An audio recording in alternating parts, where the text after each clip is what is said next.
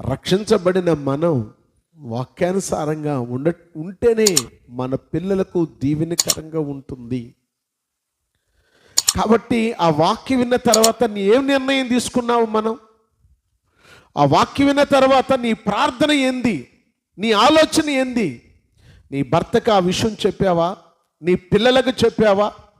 సిద్కియాలో బైబిల్లో పలానా రాజు ఉన్నాడు, 11 సంవత్సరాలు ఇశ్రాయేలును పోషించాడు, కానీ తను హీనంగా ఇలాగిన శత్రువుల చేతిలో మరణించాడు.